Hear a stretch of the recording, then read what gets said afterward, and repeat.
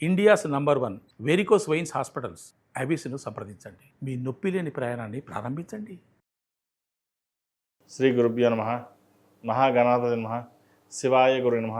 శ్రీ కామేశ్వరి దేవే నమః. సుమన్ టీవీ ప్రేక్షకులకి శుభోదయ శుభాకాంక్షలు. నేను మీ సోమేశ్వర శర్మ. కన్యారాశి వారికి ఈ వారం సానుకూలమైన పరిస్థితులు ఉన్నాయి. ఆరోగ్యరీత్యా కొన్ని జాగ్రత్తలు తీసుకోవాలి. అలాగే భాగస్వామితోటి విభేదాలు రాకుండా చూసుకోవాలి. వ్యయంలో కుజకేతువులు ఉన్నారు.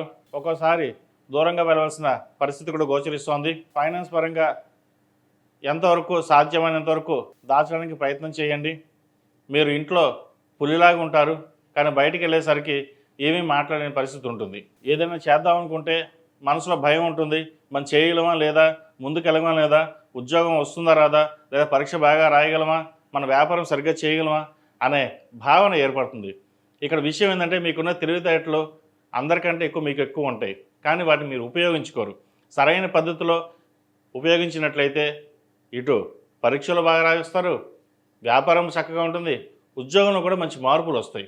ఏదైనా సరే ఇమ్యూనిటీ పవర్ తక్కువగా ఉంటుంది. ఏదైనా సరే మన సంకల్ప సిద్ధిరస్తున్నాం.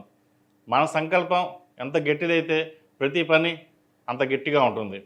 జాతకాలు అనేవి 50% ఉంటాయి, కానీ 50% మన మీద డిపెండ్ అయి ఉంటుంది. మన సంకల్పం, మనం కోరుకునేది చెయ్యాలి అనేది ముందు సంకల్పించుకోవాలి. ఆ సంకల్పం తగ్గ దైవానుగ్రహం. అందుకే అన్నారు పెద్దల ఆశీర్వచనం ఎంత ముఖ్యమో భగవంతుడి ఆశీర్వచనం కూడా అంతే ముఖ్యం మనకి.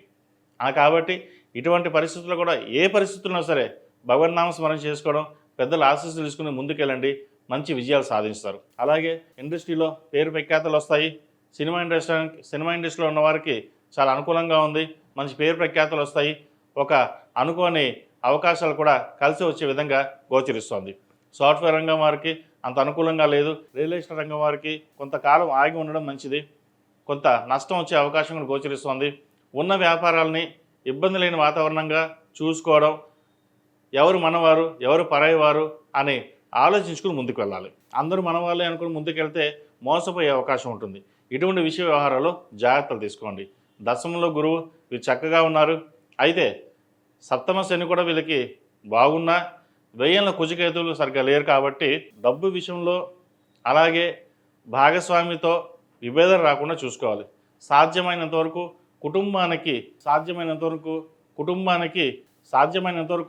కుటుంబానికి సమయాన్ని కేటాయించడానికి ప్రయత్నం చేయండి. ఈ రాశిలో జన్మించిన స్త్రీలకు వృత్తి ఉద్యోగాల పరంగా బాగుంది. సంతానాభివృద్ధి చక్కగా ఉంటుంది. మీరు ఏదైతే ఆశిస్తారో అది నెరవేరుతుంది. జీవితాశయం నెరవేరింది, ఇంతకన్నా మనకి ఏం కావాలి అనే భావన ఏర్పడుతుంది. ఎందుకంటే మీ జీవితాంతం కష్టపడేది అంతా పిల్లల కోసమే. వారు బాగుంటే మనం చాలు అనే ఉద్దేశంతో మీరు కష్టపడతారు. అలాగే ఉద్యోగం కోసం ప్రయత్నిస్తున్న వారికి మంచి ఉద్యోగం లభిస్తుంది.